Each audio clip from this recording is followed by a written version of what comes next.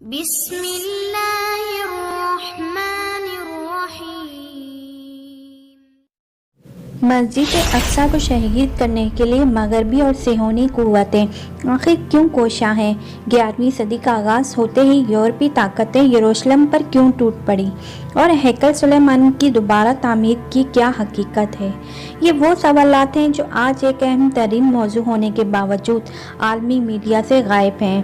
آج ہم اس ویڈیو میں ان خفیہ حقیقتوں پر سے پردہ اٹھائیں گے جو حقائق اور احادیث میں موجود پیشن گوئیوں پر مبنی ہیں، جس سے ہم مسلمانوں کو آگاہ ہونا چاہیے۔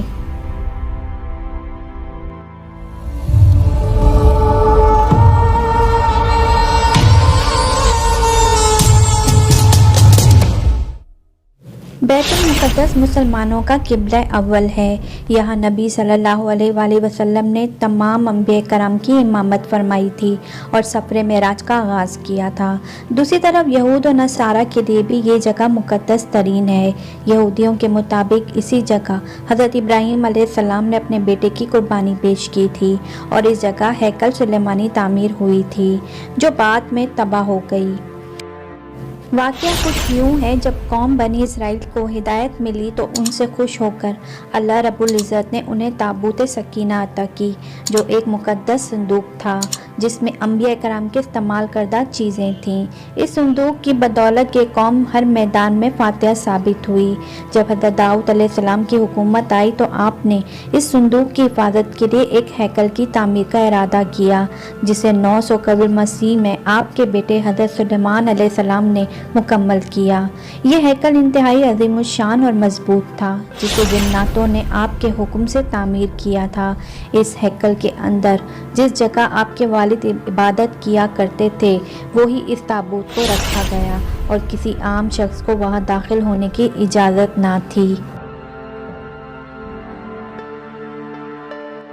آپ کی وفات کے بعد بنی اسرائیل نے جب سرکشی شروع کی اور اللہ کے نافرمان ہو گئے تو اللہ کے قانون کے مطابق ان پر عذاب آ گیا، لہذا 500 قبل مسیح میں وقت نصر میں یروشلم پر حملہ کر دیا اور ہیکل سلیمانی کو تباہ و برباد کر ڈالا۔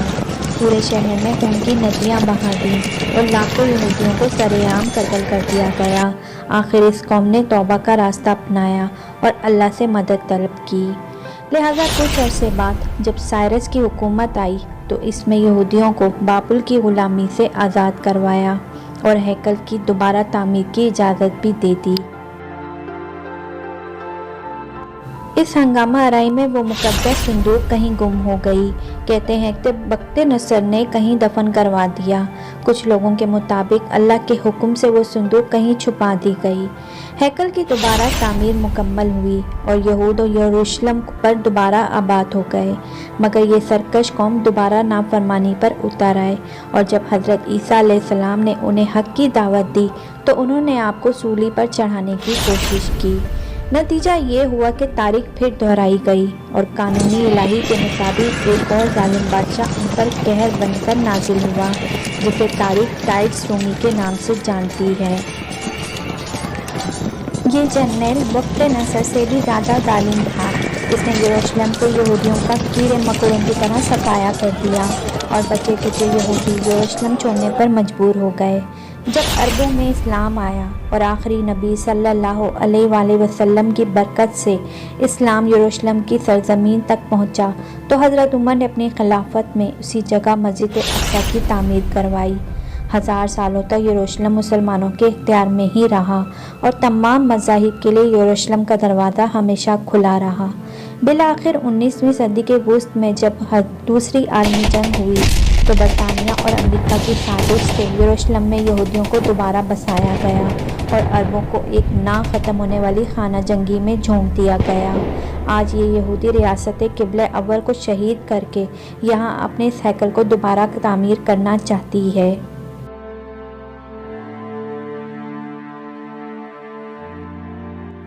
اور اس تابوت سکینہ کو دوبارہ کھوج نکالنے کی کوشش کر رہی ہے۔ ان کا نظریہ یہ ہے کہ بخت نصر نے تباہی کے مقام پر ایک صندوق کو دفن کروا دیا تھا اور آج وہاں مسجد اقصی کھڑی ہے۔ 1967 ईस्वी की जंग के बाद सेहूनी हुकूमत ने किबला अव्वल के इर्द गिर्द सुरंगें खोदना शुरू की, जिससे मस्जिद अक्सा को अब तक खातिर ख्वाह नुकसानात पहुँचे हैं।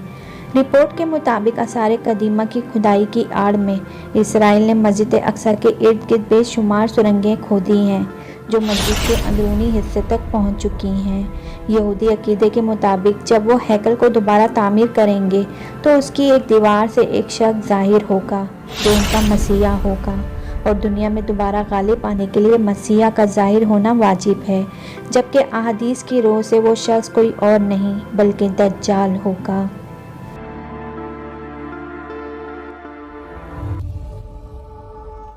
इसी तरह की मज़ीद इंफॉर्मेटिव वीडियोस देखने के लिए हमारे चैनल को सब्सक्राइब कर लें और बेल आइकन पर भी क्लिक करें, ताकि आपको इमीडिएटली न्यू वीडियो का नोटिफिकेशन मिल जाए। इस वीडियो के बारे में अपनी राय कमेंट सेक्शन में नोट ज़रूर कीजिएगा। अपना ख्याल रखिएगा। अल्लाह हाफिज़।